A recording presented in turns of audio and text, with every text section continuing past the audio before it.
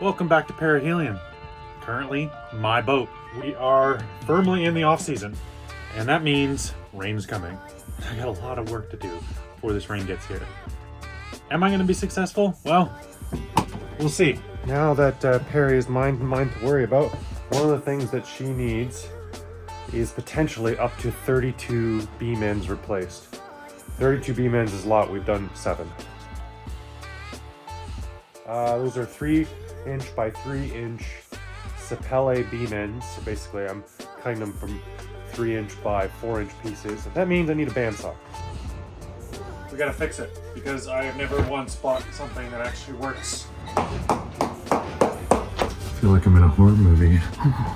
Spooky. So anyway, if you want a huge project, if not, you can continue watching my huge project.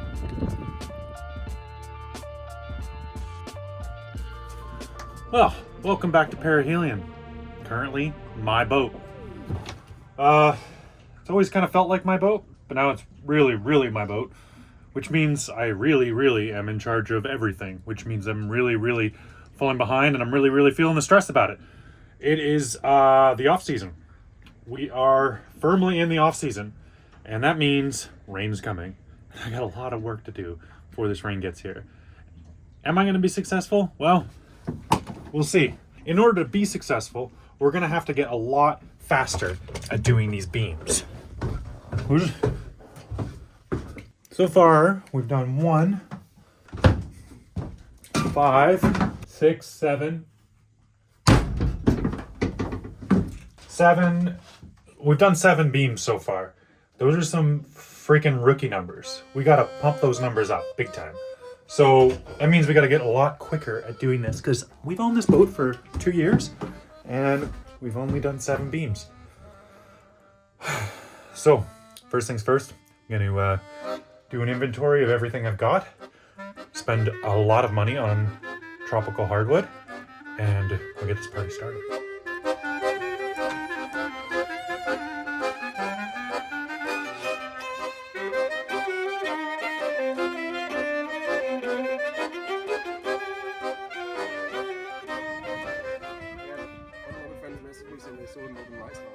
Yeah. Well, my friend sent me a text while it was happening and I stayed in bed.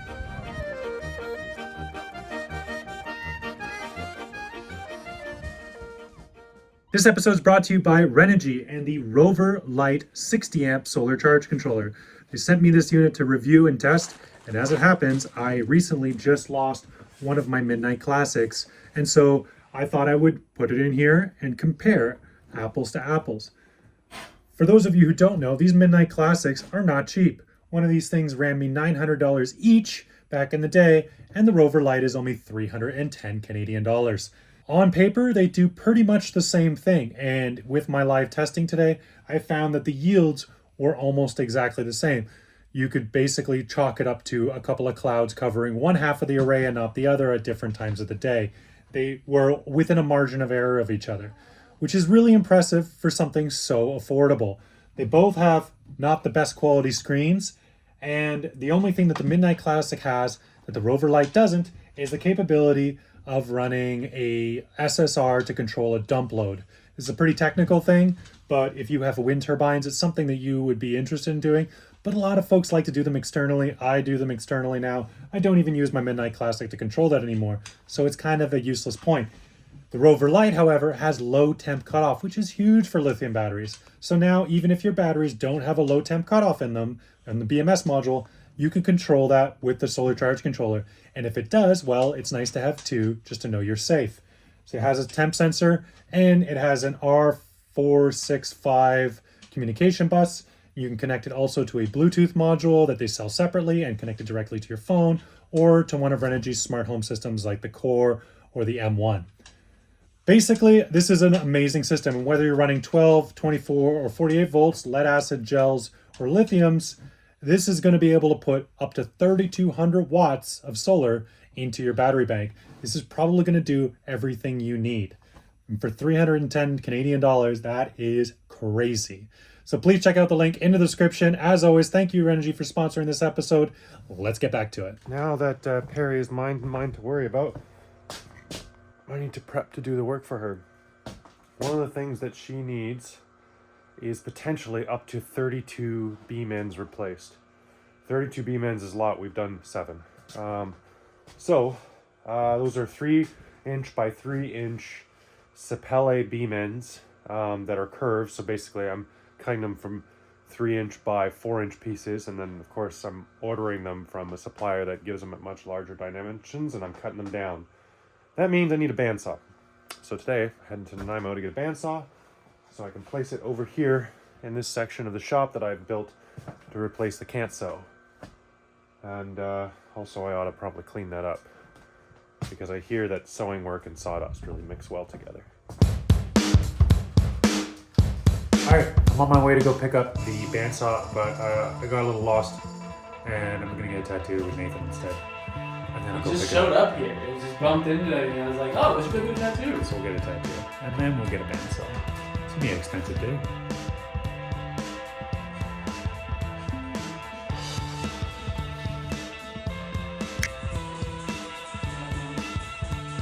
Look at it. It's black. Oh yeah. I always love it when people are able to like showcase this side of stick and poke that is more legitimate, like actual artists doing it rather than just a bunch of janky motherfuckers in a basement.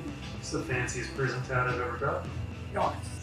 So Simon walked in and fell asleep on the tattoo table and ended up with some fresh ink.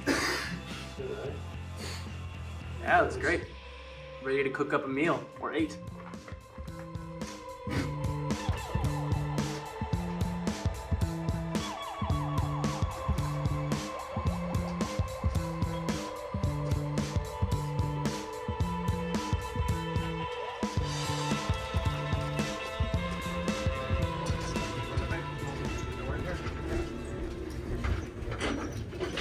In the shop.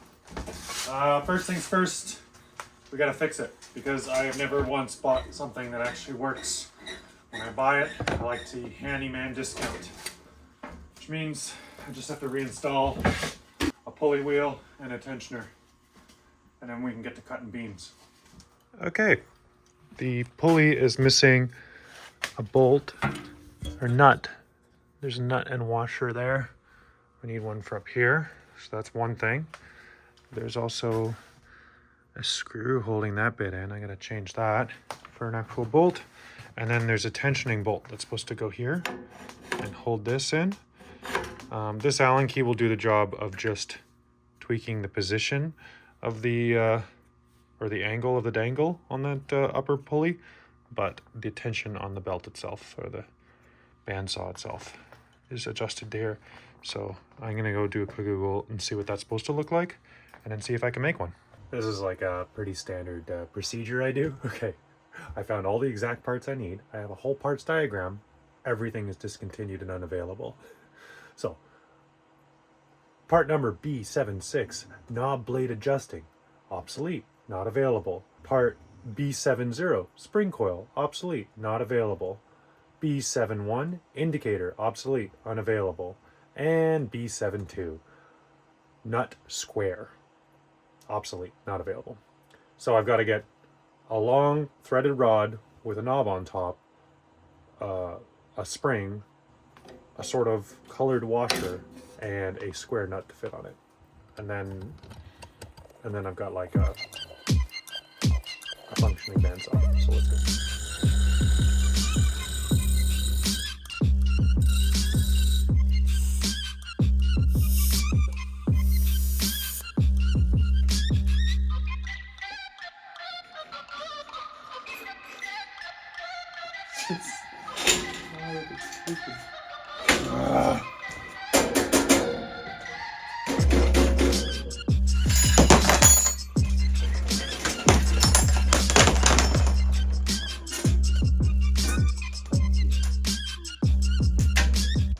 You gonna fire it up for me? You wanna do the initial test to see if it works? Hold on. Yeah, I just did a preliminary adjusting of the belt angle. Originally it has this big plastic wheel up here. Don't need that. Look at it. You stand back? Stand back here. scared.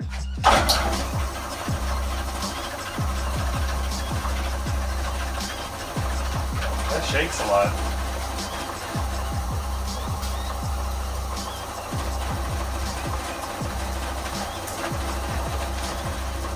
Yeah. Ta-da! Where once there was one, now there is two. I don't want to open it up from first. Yeah. Well, I didn't even check to see if that nut was tight down there, so that's probably it. There's a good chance. Bolt's working. Tensioner's working. This is my little angle of the dangle adjuster is working. Now, let's move on to these guides. So these guides are here to keep the blade straight under pressure. So as you're forcing lumber onto the blade to be cut, the blade originally is going to want to just move backwards where it hits the edge of the bearing, and the bearing keeps it from being able to move too far back. And as that happens, then it wants to deflect either right or left. And then you have these brushes. They look like electric motor brushes. They're of a soft metal. I don't know if their conductive particular properties really matter. I think it's that they're soft, might be zinc. I don't know.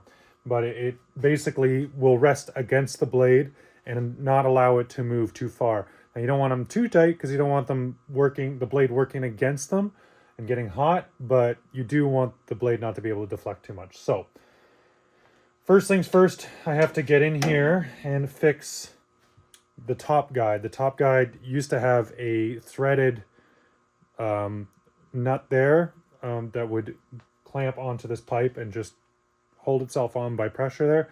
Of course, somebody over cranked it and popped all that metal out. So we're gonna have to clean that up, maybe drill a new hole in the pipe that it clamps onto, and then tap it, and then find a bolt that just sets in nicely. Hopefully has a nice taper on it so that it centers and holds on nice and tight. And then I gotta go find some more brushes because this is the only one I have and I need 4 of them. So wish me luck. It's stuff like this that really makes me think I'm gonna miss this workshop. I definitely need to make sure that the workshop on perihelion has a bench vise, and all my drills and taps and all the tools like this, because this is gonna be essential. I love this stuff. Ooh.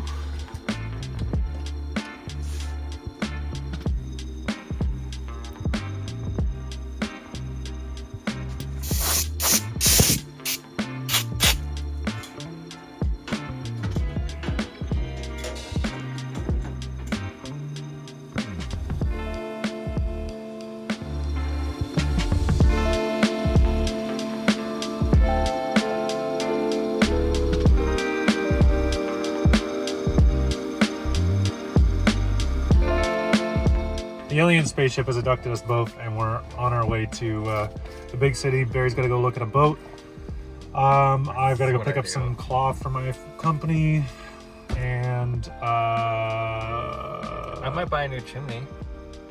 I'm gonna go hang out with Aladino too. Yeah, there's that too. Aladino. Cool. All right, let's do the mission. Getting to the city is not a short mission. It's gonna take all day. So our first stop is PJ White's. If you're in the market for some tropical hardwoods or some marine plywood, this is the spot. It is on average 30% cheaper than anywhere else, and you know, it's got quite a lot of selection, but you do have to clean this stuff up. You gotta run it through thickness planer and take it down to size. All right, we got the fabric, we got the wood. Now we're gonna stop in for some lunch. This has been on my bucket list for a while. Oh, really? Yeah. I don't know, when we were building Perry in the yard, we had Riverside Cafe, which was a cool hidden little spot inside of the Steveston shipyard. Yeah. This is the Northern Cafe. This is hidden away inside the back of the Northern Lumber Yard. Cool if it was my van parked there. And it's kind of, I don't know, I like a good hidey hole. And there's a lot of big red signs pointing it out, but you'll see. Coming in, it's pretty cool. You're not expecting what you're finding. Oh, yeah. Diner booth. Beautiful view of the sea, the two seagulls. Like, does this not feel like you just walked into a diner in a parallel dimension? You know this feels?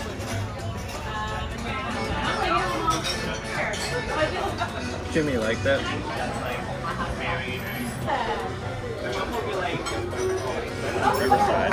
Oh, no way. Don't throw Riverside under the fence, under the boat like that. I haven't tried the food yet, but like.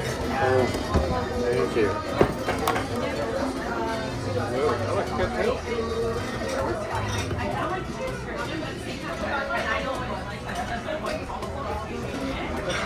Disgusting.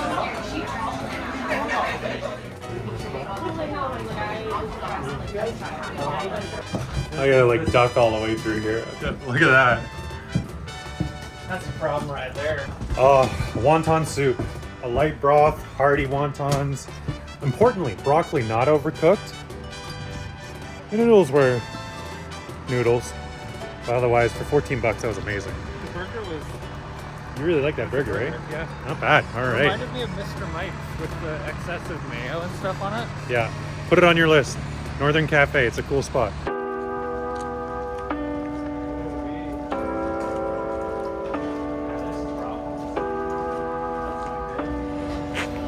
All new covering boards. Copper plated with stainless screws. So if you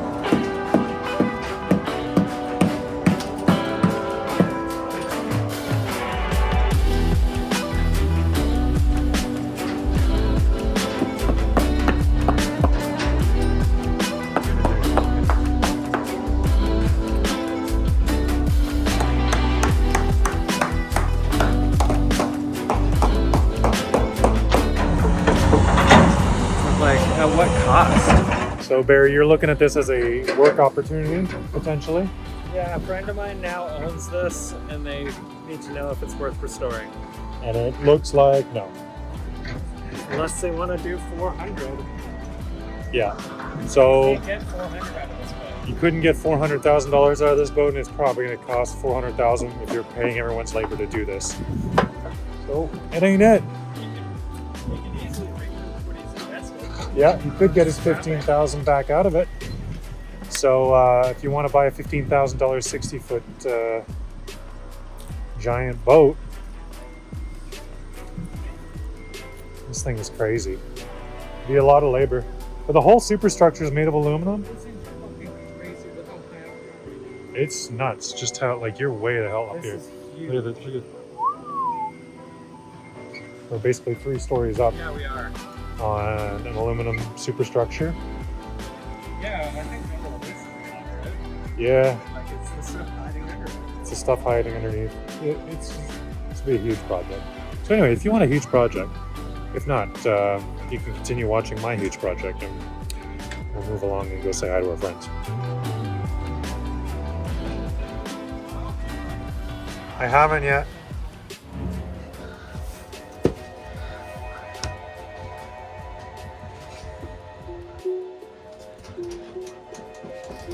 I feel like I'm in a horror movie. Spooky. Oh, you can smell that mold, eh? Oh, wee. This is a 14-step conversion. I think this was formerly a fish hole down here. It's all glassed in. This would have been the top of the access hatch to load this because it's all glassed in everywhere. There's our prop shaft. Look at the size of that. What is that, 3-inch prop shaft? My God. Yeah, I'm curious what's powering this. Yeah, well, I guess we'll find out. There's the engine room over there. Let's look at this. Oh, that's an engine. Holy shit. Is that a Perkins? Is that a Detroit diesel? What is this? Detroit! Called it. Well, it's called a second. Oh, it is slippery. Hey, Barry, look, it's a Detroit with a dry stack. It's what you've always wanted. It's my dream. I'll take it. More noise than you can. Is this one of the 2-stroke ones, too?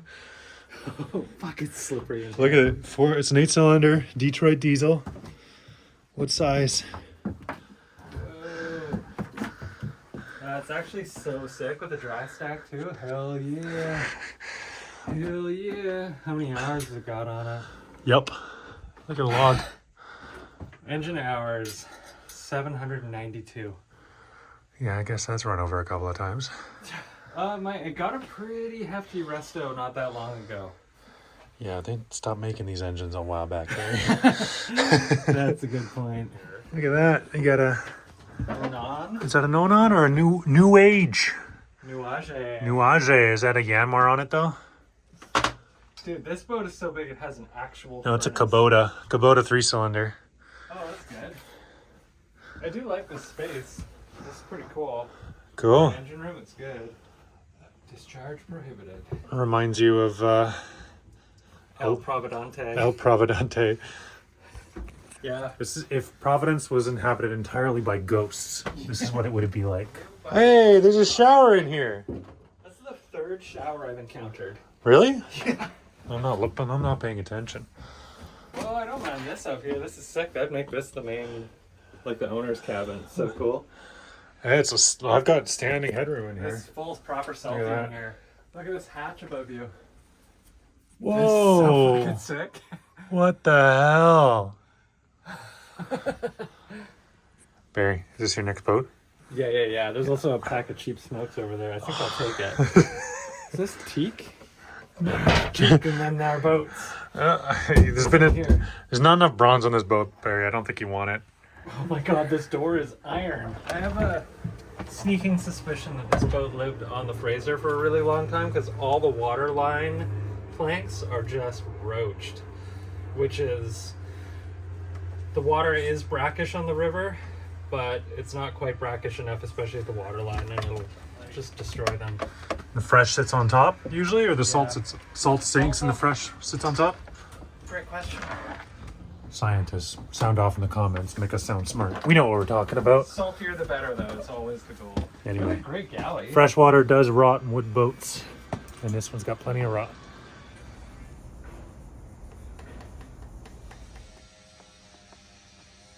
Well, while we're here, we're gonna go see if Aladino's in. Magic carpet too. I like it. I was just watching their video. It was 2 days ago. Oh, so smooth. Look at this. It's epoxy and copper, and then slightly sanded, and then yeah, you get this nice little green patina finish, and it's nice, and you can polish it, make it silky smooth. Terry and I are gonna meet at the cafe if you want to come. Yeah, sure. Where's the boat? This is it. This is it. This is the... Are they making a spar for it? No. Don't think it's a toothpick. Proper. Huge now. Yeah, one of them got eaten. Oh, fuck.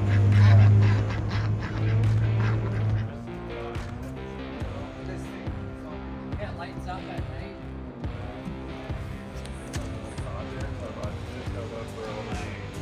Right.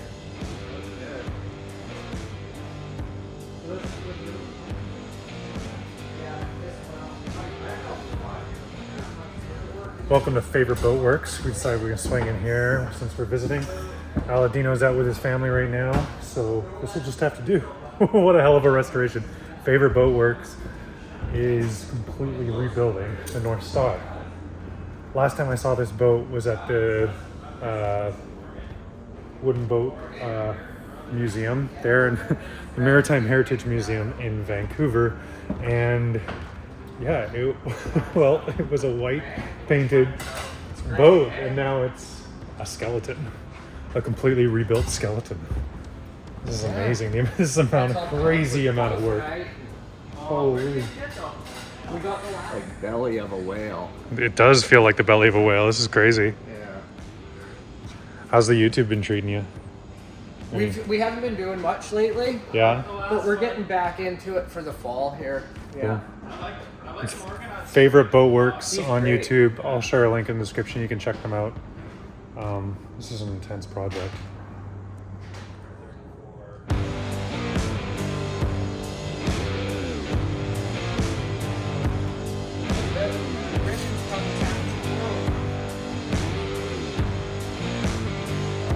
So this is the red cedar decking. Is there's red cedar as well? Yeah.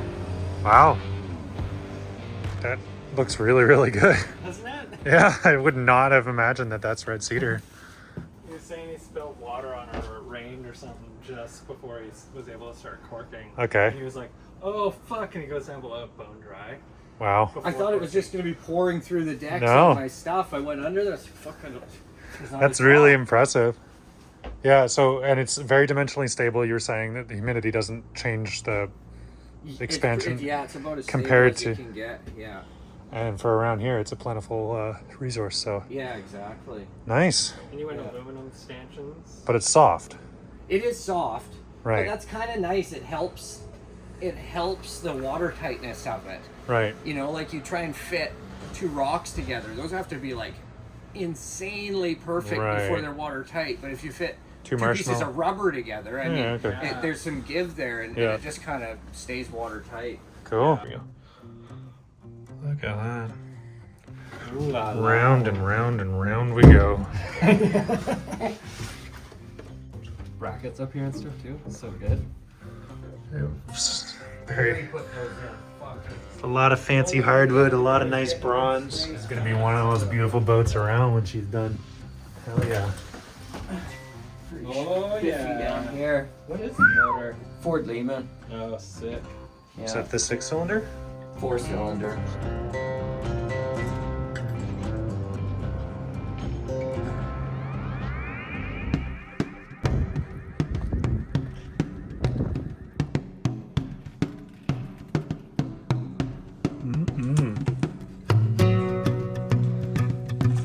Look at that.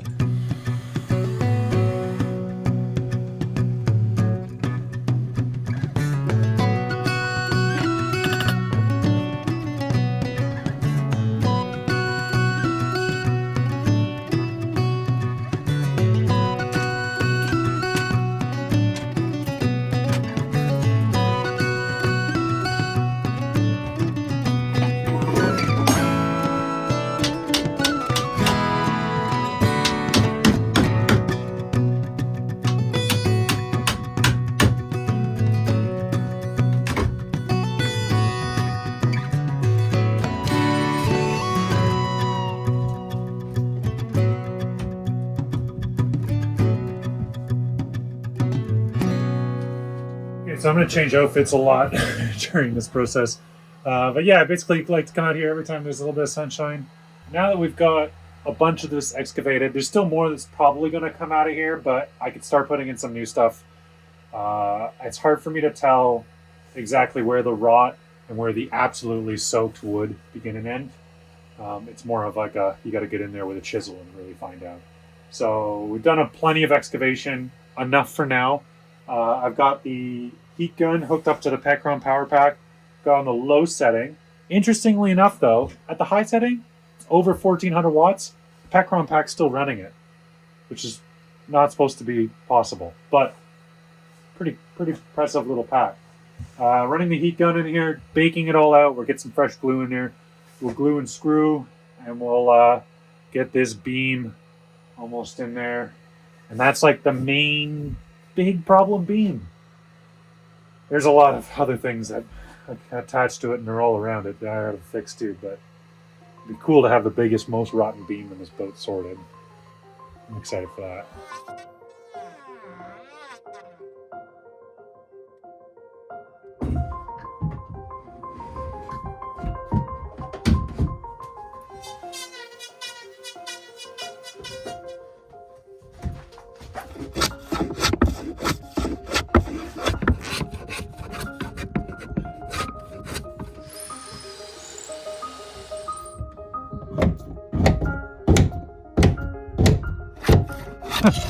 Fun. So much fun. We love it, don't we?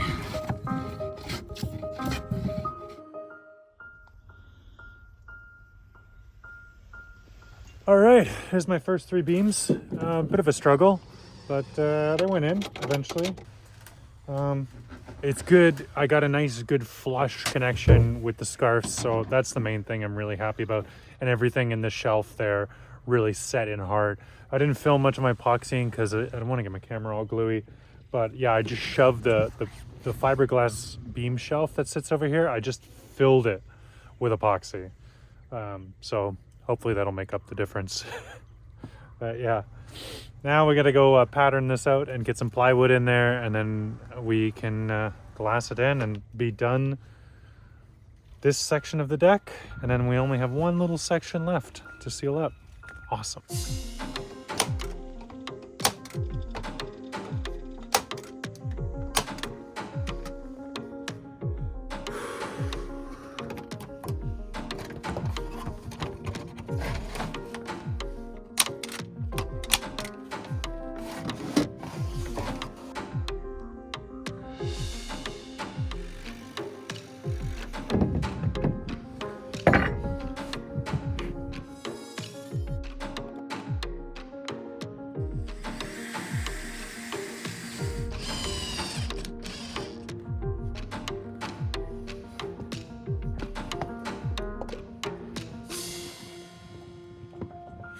forward one's all in and glued.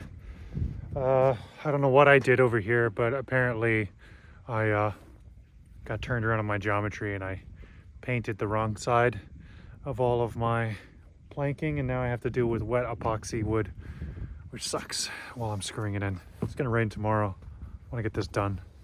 I do have a really cool trick though. I want to introduce you to the epoxy bath. Went over to my old dog and just set a couple pots to boil, filled up this basin with hot water, and just leave my epoxy in there. And over the next 2 hours, it like slowly cools down, but it brought the epoxy up to a nice working temperature, so that it'll kind of like speed up the kicking process, because it's only about 5 degrees right now, and if it gets too much colder, it's not going to kick at all. Well, it looks real rough, and it still has to be faired and glassed and faired again and made good, but it is watertight, and in a few hours it'll have kicked. I made it in before it rained. I'm very tired. Oh. So I'm working in my shop all morning, working for clients, and then all afternoon I like to dedicate that time to perihelion, focus on her, especially if the weather's good. If the weather's good, I like to do more work on Perry, and if the weather's bad, do more work in the shop. I'm hoping to move on to her soon. It's got me, I've been really thinking about what to do with old dog. I've got a few options. I'll tell you the ones that aren't options. I don't want to just let her sit here to rot. I mean, I don't want to just leave her floating. There's a lot of derelict boats around this area, and I don't want this one to become one of those.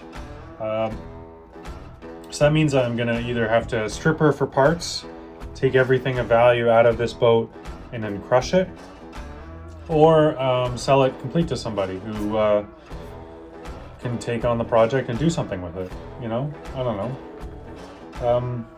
It's a fine boat, and there's lots of great value in the boat. There's a whole huge massive solar array, there's batteries, there's inverters, there's appliances, there's insulation and fiberglassing, and like, it's comfortable and dry. It's a nice home, and it's got great big outboards and a little bit more work, and you can steer and move this thing around. I don't know. Basically what I'm saying is, if the right person shows up within the right amount of time, yeah, I'll sell it off, and I'll let it go with a lot of the stuff in here, most of the stuff in here. In fact, with the new sponsors I have coming on this year, Renogy has been a big part of that. They're just starting a year-long contract with me to sponsor for a little tiny bit of money, and more importantly, a lot of products that perihelion needs. It means that I don't have to strip them out of this, right? I don't have to take the inverter out of this boat because they can supply another inverter. I don't have to take solar panels off of this boat because they can supply solar panels, and that's amazing. That being said, those panels and the inverter and everything else are still worth something, and crushing a boat is not cheap, so it feels wrong to crush this boat though. It really does. It is what it is. There's no more cheese. You've eaten all my cheese. You're a good girl though. Little cheese monster. Miss Yar. So good. Thank you so much for tuning in this week, and a big shout out to Renogy for sponsoring this episode. Links in the description. See you guys next week.